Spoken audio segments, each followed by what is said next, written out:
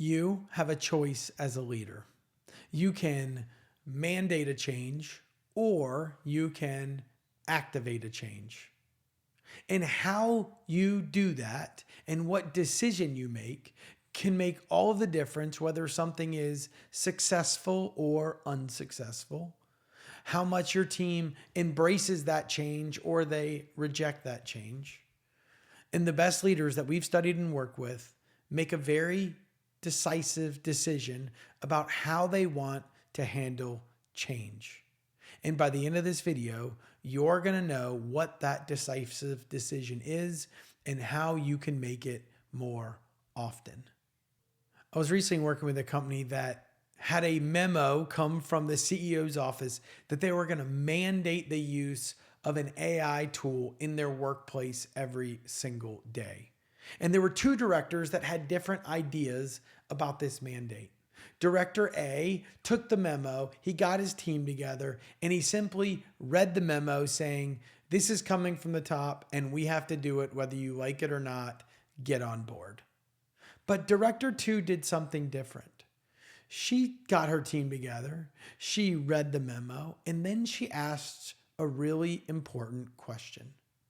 She said, how does this make you feel? What are you excited about? What are you concerned about? And she got those emotions and feelings on the table. But she didn't stop there. She then said, what might we be able to do differently because of using this tool that would help us? She got all kinds of great ideas. The team actually got excited about using this tool.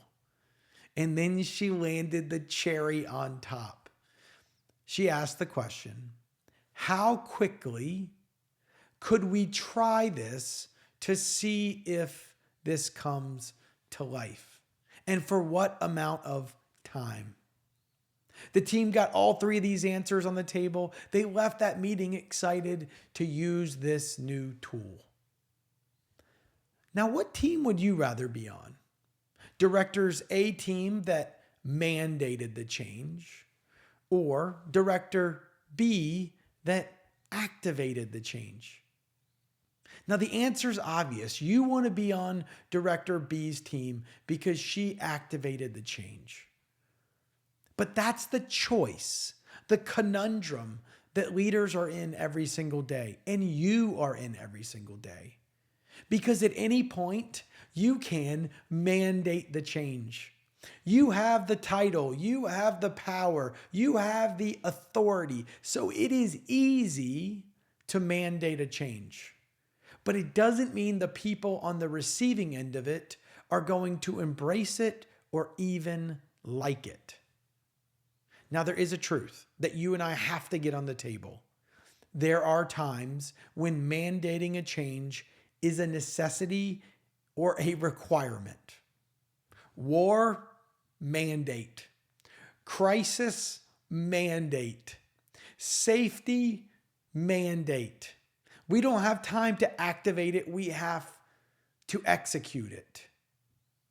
But the majority of the time in organizations, we aren't in those three scenarios.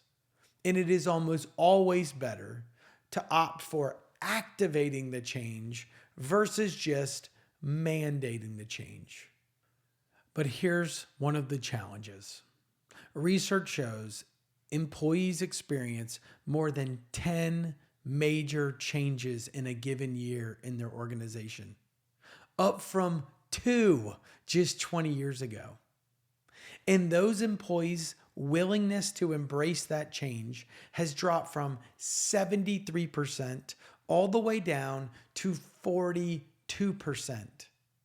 So you have the amount of change going up, but the willingness to embrace that change going down, and it creates a major gap for leaders and in organizations. And if that weren't enough, the majority of people struggle with change because all change is anything different than the way things are. And most people are creatures of habit. So they like the way things are. And the idea of doing something different than they're doing something right now creates a feeling of being uncomfortable. So part of your job is to discover how many changes do we have going on, which ones are most important, and then figuring out how to activate that change in someone when you know their first response is to resist it. There's a core reframe that I've found to be really useful for this. And that most times leaders will say, well, change is happening to me. And that is true. A lot of change is coming at you from different directions that you did not choose. But the best leaders that activate change and don't mandate change, they recognize that that mindset is backwards. The mindset is not about change happening to you. It is about the change that happens because of you. Change is going to continue to occur. It is the way of the world. It is the way of technology and of business and of leadership.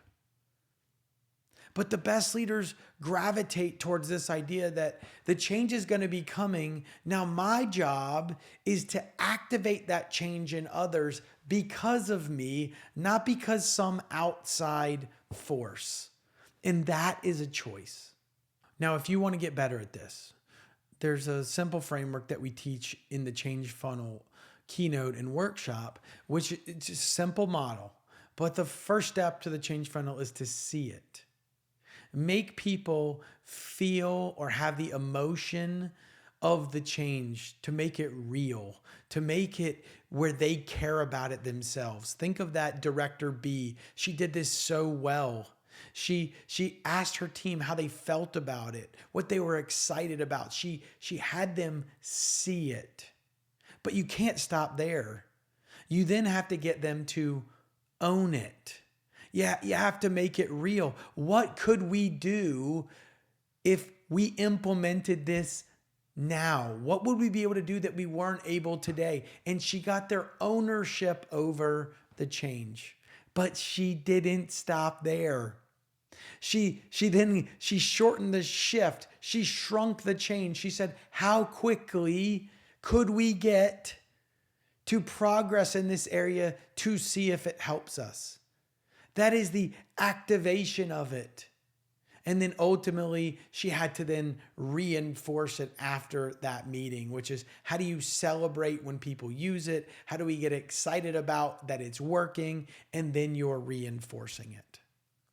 So if you want to become the kind of leader that doesn't just mandate a change, but truly activates change, this is what the best leaders do.